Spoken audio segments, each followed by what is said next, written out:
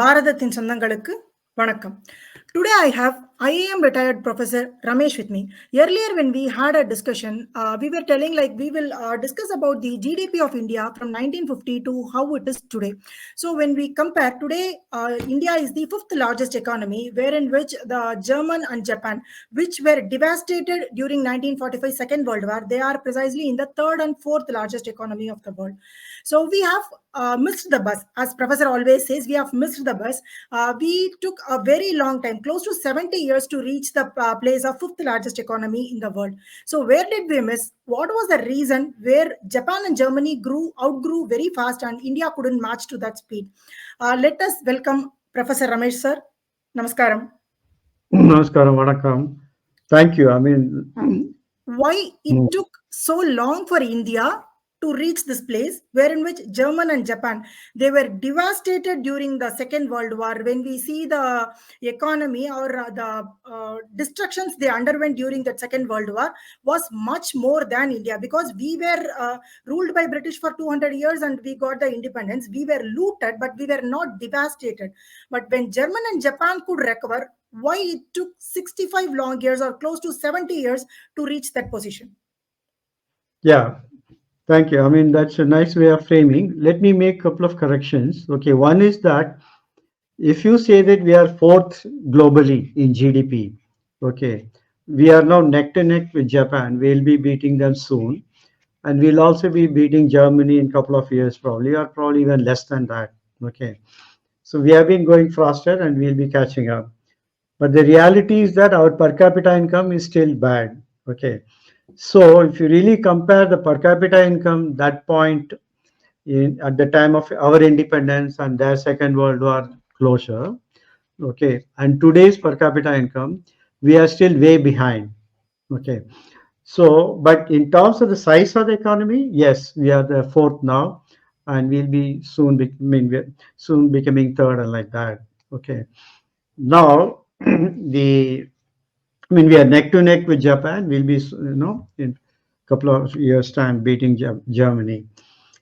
Now, that's one thing. Second thing is, we were not devastated. Let me also explain what is the devastation I'm meaning. Okay, when I was talking to you, is that in 1945, if you look at it, okay, Germany and Japan were totally devastated. In fact, Germany was more devastated than Japan. Okay. Right.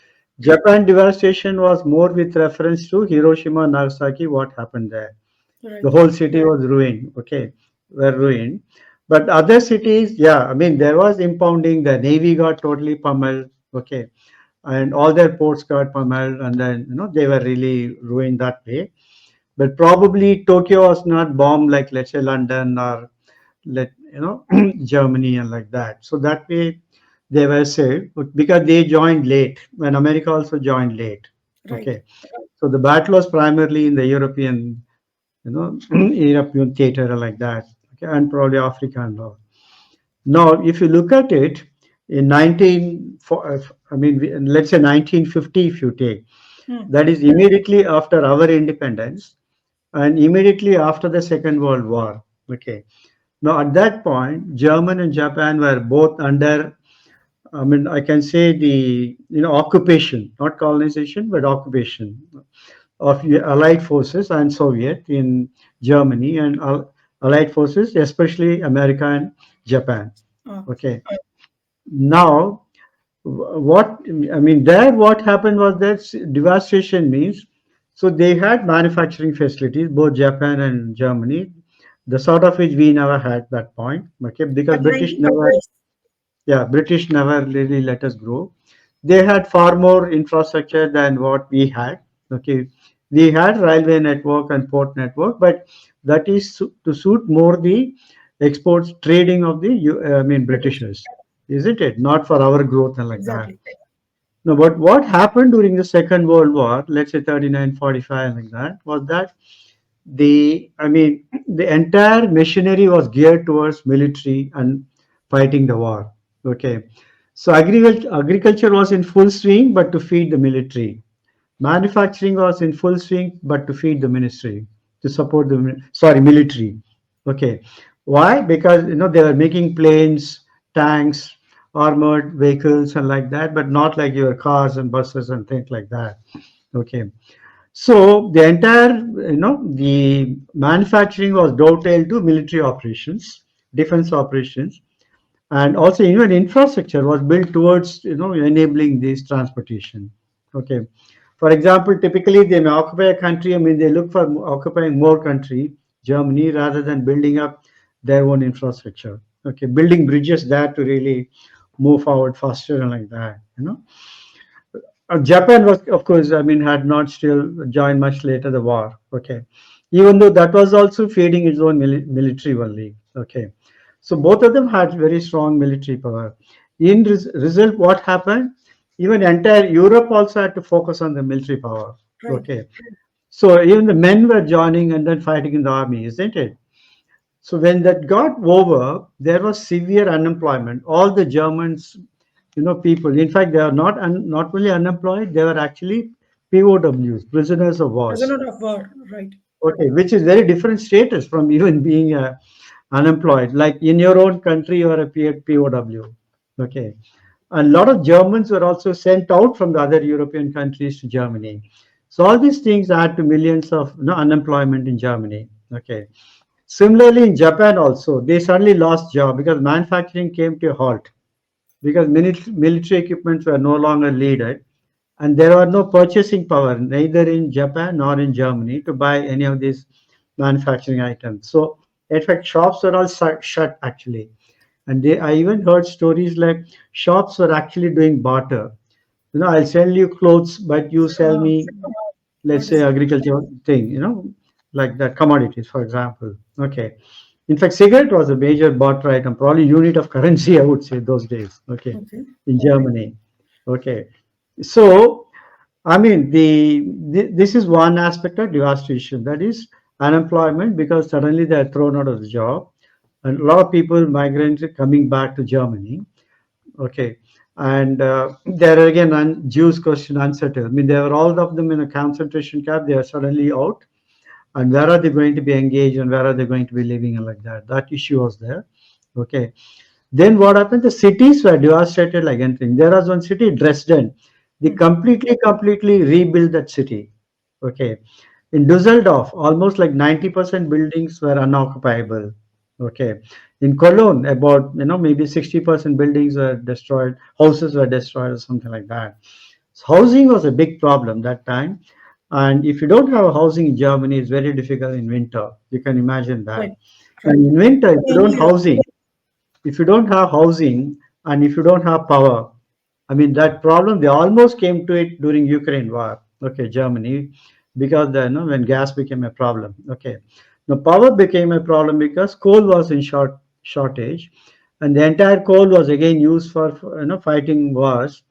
And now I mean they didn't have enough power workers to really operate the coal and then restart the factories because see what the allies would have done, they would have bombed all those factories, isn't it?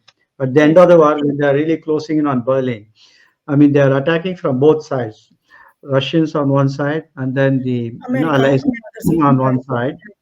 So I'm sure on the way it would have been devastations all over, isn't it? All the factories and water will be the shelters and like that.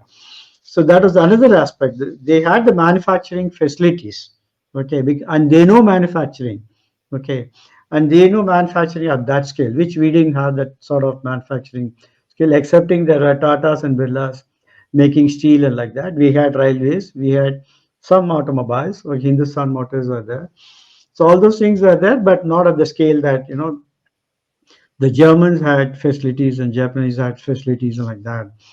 So what one simple point I would like to say that reviving those is much easier task than far as starting afresh many of these things because of the I mean 200 300 years of colonization by UK, which we lost the bust. I mean earlier before that we had Mughals of course, but after that it was during the British time that actual manufacturing and the industrialization happened globally, isn't it? Right. Before that it was still not at that pace, before the British came here like that started occupying us. So at the time of nine, so these are some of the devastations aspect that I wanted to really bring it. And at that point the situation was that I mean, if you look at the GDP of Germany, it was like 30 billion, and Japan was about 16, 17 billion. Okay. India was in fact 30 billion. Okay. But that population, this is what we had always factor the population when you talk of India GDP. Okay. Right. So we were at par with Germany if you take GDP alone, and Britain was 32 billion. We were also 30 billion. Okay. Because Britain population that time was 5 crore, but we were 36 crore. Okay. Right. And Germany was like 7 crore and Japan was like 8 crore. So we were like, 7 times Germany's, I Germany's mean, Japan, population. sorry, 7 times the Britain and like 5 times Germany and things like that. But we are multiple X. Okay. And so that was not, but GDP was almost comparable. But suddenly we lost, next 10 years itself, we were way behind. 50, 60 itself, we lost the battle. Okay, economic battle. And if Yeah, you you're see saying the something. growth rate, the Yeah, GDP growth rate for the next few years, especially for Germany, like 1950 to 1960, somewhere the start says it's like 8.2 average rate, and Japan correct, was 10%.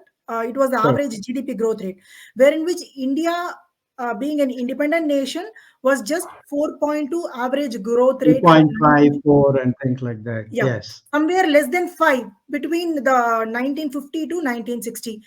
When you see Japan was twice the time, though they were like one fourth, less than one fourth of our population, they were twice the time of the GDP growth, and the same with Germany. So, where did Yeah. this lack happen? Yeah. True. And almost like 1960, we were still 37 billion dollars in dollar terms, I think, but Germany was 84. Right, They have become double of us. Okay, in 10 years time. Okay, Japan again tripled actually. I mean, more, tripled in that period in 50s, 60s and like that. right. So that's the sort of pace of growth that they had. Japan, see, one thing also I should mention here. Both Germany and, let's say, Japan also got help by a lot of assistance from US. Okay, they started this Marshall Plan and another plan for Japan separately. In fact, under Marshall Plan, US gave about $15 billion to German, I mean to Europe. Do you know who was the major beneficiary of that? The guy who colonized all the countries for more than 2, 3 centuries, UK. UK. UK got maximum benefit from the Marshall Plan, whereas Germany was the one which was really devastated. Germany was also forced to pay to the countries which caused, for which the Germany caused No, no, damages. incidentally, German repaid, some of them were loans to both Japan and Germany, and they repaid it also by almost 1970. They had repaid all the war related loans. Okay. See, there were two types of assistance. One was during the occupation time, military occupying and managing it, they levied a charge for that. Okay, occupational forces. They also gave aid, they also charged, and they also gave aid, they also gave loan. Okay. Okay. Okay. But fact is, they also got a lot of assistance at that point. Okay. Japan got benefited in a different way. It also got about $2.2 billion assistance that time, plus, I mean, including loan from US, but it got held by the Korean War. When the Korean War came, what happened was that there was a lot suddenly need for demand for goods, and that was they started sourcing from Japan. Okay, so US that way started using Japan as a manufacturing base. I mean, of course, they also had a military arrangement with them, Okay. but it also became manufacturing based even between 50s and 60s. So that again, economic historian attributed one of the reasons why Japanese grew fast that time. Okay, because imagine Germany is still part of a larger developed continent of Europe. Japan has been an isolated standalone country. Okay, for that to really get into 10%, and that another one you should appreciate is that Germany, for example, had coal. It had resources, but Japan had no natural resources, and it had to be entirely dependent on imports and exports. Okay, in that context, to really achieve that growth was really commendable. Okay, and Japan, and in this context, one more thing that saved them, but which we were harmed, is that both the countries, I mean, the occupation forces were very clear that they have to demilitarize. Okay, so they didn't have to spend on military expenditure, defense expenditure. Mm. Probably they are paying something like a protection money to the countries, but they didn't have to do it themselves. But we were spending right from 1950 on defense. 1950, Pakistan started attacking, and again the China war came. Again, we had to, 1962. increase our defense spending like anything. So there again, that time we couldn't manage the neighbors properly, and we paid the price. And then even today, we are very heavy spenders on defense. And even today, Japan doesn't spend much on defense. Okay, India, that's in the meantime, took. I have a question here. India, in the meantime, also took prisoner of war from the Korean War, right? We were the kind of mediator, like close to 80,000 prisoner of war. We were taking them and we sent them to different countries. We took out that responsibility also, right? In 1953, I guess. yeah. I mean, yeah, that's in our population, these things just melt. Okay, the sort of size of our population and things like that. But in Germany, I mean, I'm surprised. Do you know like how much the population grew? German population grew from, let's say, 7 crore. Let me tell in crores. Okay. Okay. In 1950 to 8.4 crores in 2023, 2024, like that. Right. Which means yes, 7 and 8, that's all. Maybe they added 1.3 crore or something like that. Okay. I'm saying combined German then, combined Germany now. Okay. Right. Right. Now, if you take Japan, it was 8.4 crore, then 12.2 crore now, isn't it? Right. So Right. 50% has increased over 70 years. Okay. 50%. Right. We were like 35 crore, 36 crore, now 144 crore, four times Four probably. times. And we added 100 crore, almost 100 plus crore to our population. I mean, my God, Right. what were the planners doing? I mean, and then, now the Europe is not able to handle these immigrants now, okay, Yes. who are probably some millions, okay. We handled again immigrants who are probably in crores again, and they Right. also added crores, I mean, to their population, okay. So, I mean, it's just incomparable that way if you see the size of our problem and size of their problem and like that. But what I'm also coming to now is that the next point of the dimension of our discussion is that, so what went wrong? I mean, we could have still made it up. I mean, for example, China decided in 1980. Okay, China in 1980 was probably at par with us in many ways. Okay, for example, railways, they were behind us, even agriculture and many of manufacturing and all that. Suddenly they took off, and look at, they are, see, when they say they are truly, second globally. Okay, if let's say US is 26 trillion, that's 18 trillion, and we are 4 trillion when Germany is 4.5 trillion. So it's like first without second, and second without third. It's Right. like that. Okay, that's the sort of ranking that we have. It's not like CAT ranking or GRE ranking like that, GMAT ranking. Okay, 99.5%, 99.8% like that.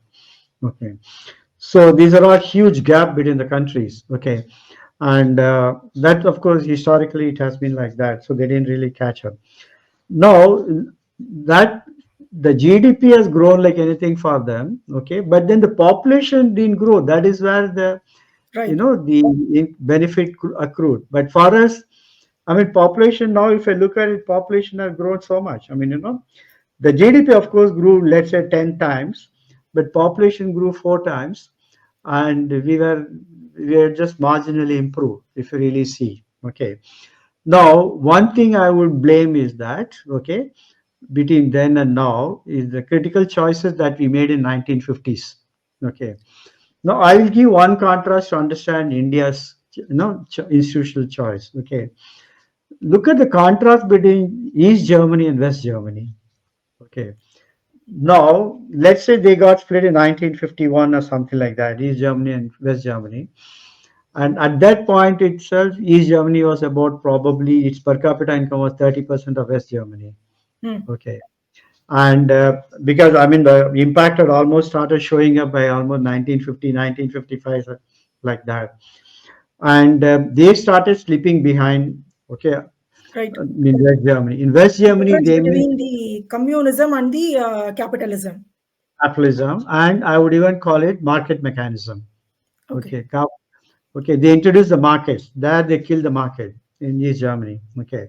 In West Germany at the time of 1950s, they were actually doing barters. The currency was just non-existent. Okay, so the then financial treasury secretary or whatever it's called, he introduced. I mean, he made the marks. Probably introduced a new currency, created a parity with dollar and started strengthening marks, German marks. Okay, from then on, it became the economy first.